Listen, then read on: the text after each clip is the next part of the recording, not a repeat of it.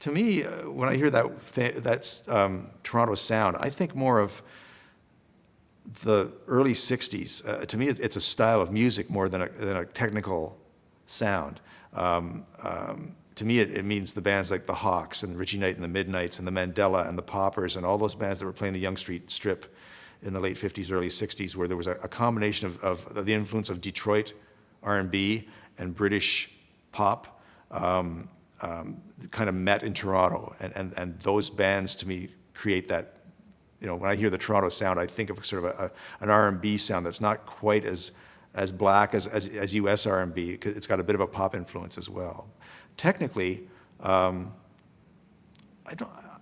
never really been one to think that Toronto had a certain technical sound or the studios had a certain sound. I mean, there was a CBC sound that they achieved on their television shows, the horn sound of all those, and that had to do more with the musicians, I think, than the technical thing. It was just the great horn players that we've been lucky to have in this town over the years, with Guido Basso and Rob McConnell and the Boss Brass people and all the Lighthouse people. There's just a high quality of musicianship in this town that lends itself to that sort of thing. But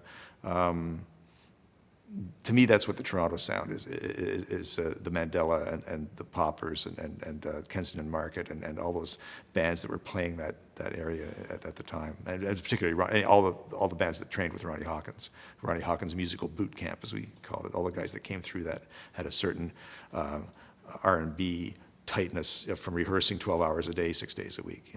That was like being in the army. When we were playing with him. When I started out, there was no Harris Institute, there was no Ontario Institute of Recording Arts, there was no Trebas, there were no recording schools. What I was lucky enough to do was to glom onto some really talented people that were in town that are on some of these panels. David Green, Terry Brown, George Simcoe, George Graves. Every time I worked with those people, if I picked up one or two little tricks that I could use further down the road, it made me, every time I worked with those guys, I came out as a better engineer. And so I think the mentoring thing is really important. And if you don't know how to do something, find somebody who knows how to do it and have them help you do it. Hang out with people that are smarter than you if you want to learn how to. If you're the smartest guy in your squad, it's time for a new squad. So find out. You only learn by hanging out with people that are smarter than you are. So find people that are smarter than you and try to glean some experience from them. I think is the best advice I could think of.